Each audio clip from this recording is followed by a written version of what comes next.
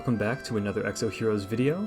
Today we're going to be talking about the 3 new heroes set to release with the Season 2 update: Dorka, Neomi, and Kylock or Clock. We're not sure yet depending on the official notes. More specifically for this video, we want to dive into how the introduction of these 3 will affect the meta, which heroes might rise up, and which heroes might fall out of favor. So just a quick recap in case you didn't watch our first video covering these heroes, I'll give a quick rundown. Feel free to pause to take a closer look as we'll just be breezing through them for now. First, we have Dorka, who is absolutely going to be a game changer. She's a chaos hero, and we could take a look at her ridiculous passive and leader skill. The actives are pretty standard for chaos heroes. You've got some dots mixed in with some piercing, nothing too crazy here. Neomi is the tank in this lineup, and she's basically like a better Luke with the block 3 passive and share health A2. The leader skill synergy with Dorka is useful, but not phenomenal. Last, and possibly also least, we have Kylock, another chaos hero by the looks of his passive. Again, the leader skill synergy with Dorka here is what makes him stand out, otherwise he's just pretty standard. So now that we have an idea of who these new heroes are and what they do, let's talk about who might be on the come up if the meta shifts. First, obviously, we're going to have Ramga. If you guys have watched our FC Ramga pull and thoughts video, we mentioned that anti-heal is very strong, but only when it's a healing meta. Now with Dorka in the picture, it looks like this could very well be the case. Not only Dorka, but Neomi also has passive healing at block 3, and Kylock's synergy with Dorka is entirely based around healing, so you can bet that if Dorka is centered in comps and they start building teams around her, Ramga's going to turn up to counter that. We're also predicting tanky CC heavy heroes to make their stand as well. With the current meta being very damage heavy, any hero that can survive the initial burst or CC is very valuable. Because Dorka's ridiculous healing through her passive can keep you alive, as long as you survive the first FC Rira attack, you should be good to CC and sustain your way through the rest of the fight. That having been said, Soul Bond only gives 30% magic damage reduction, so burst physical attackers are still strong and they still have potential to take her down.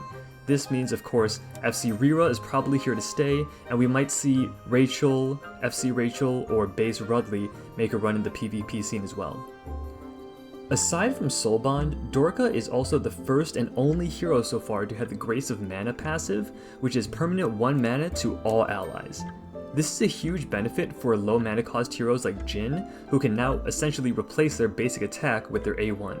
And for heroes with average, let's say 2 to 3 mana cost, it gives the flexibility of having that extra damage or utility up even sooner. Now, to talk about heroes that might be getting the short end of the stick. The first one that comes to mind is healers, and if you're not FC Lepin, then it's just not very likely that you're going to see any action after Dorka's released. The healing from Soul Bond is so much better than the healing you can get from a dedicated support hero, it's ridiculous. The heal is 30% missing health, so Dorka doesn't need stat scaling for it to be effective. It happens passively every turn, so she could use her turn to do damage, and it still goes off even if she's CC'd. And, unlike healers like, let's say, Talia, it's not tied to an attack, so the healing is guaranteed to go off and it won't miss. Traditional healers aren't going to bring as much damage as Dorka either, considering she's a chaos hero, who typically they have higher damage. So it's just hard to justify the slot for a traditional healer right now, outside of FC Lepin.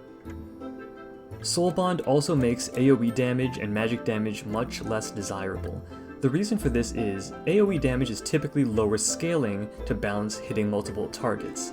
As a result, the one-hit KO potential for AoE skills is typically low, and if it's not enough to kill, then you can guarantee Dorka is going to heal you back up. While FC Rira and FC Annie still exist, if your team can survive that first hit, it becomes a lot harder for the enemy to finish you off, as opposed to before Dorka existed. This is actually even worse for magic damage attackers, as typically they do have AoE in their kit, but now, even for the ones with a split of AoE and single target like Bernadette, their burst skill is now significantly less effective and thus less likely to achieve its intended purpose, which is one-shotting someone. Again, this gives room for Soul Bond to heal, and it really feels like they've just been trying to kick one hero in particular, we're going to say Bathory, down from her almost permanent spot on most teams. We'll see if Dorka's the one to actually do it though.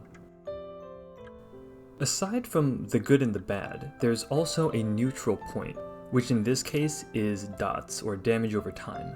Dots can be very good if you have Kylock and Dorka together for the Soul Absorb passive, which makes outgoing dots a lot more effective because of the healing it provides.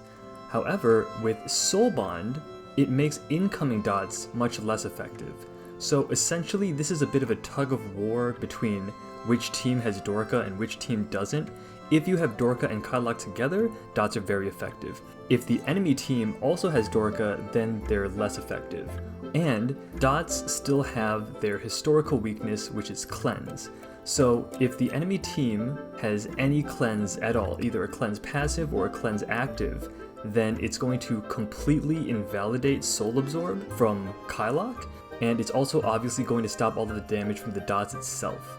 Ultimately, How and I disagreed a little bit here. I thought that dots were going to make a comeback, and he thinks that dots are just going to stay kind of irrelevant as they are now. And so please let us know your guys' thoughts, because we're really interested to hear from you guys. And honestly, I think that there's a lot of counter arguments to be made here. It really, at the end of the day, boils down to who has Dorka and Kylock's synergy. So I guess we'll just have to wait and see. Even though we've covered all three heroes at the beginning of the video, as you could tell, most of it was just about how busted Soul Bond is. Dorka's definitely the one that's going to shake things up, and we'll see if a whole new meta develops around her.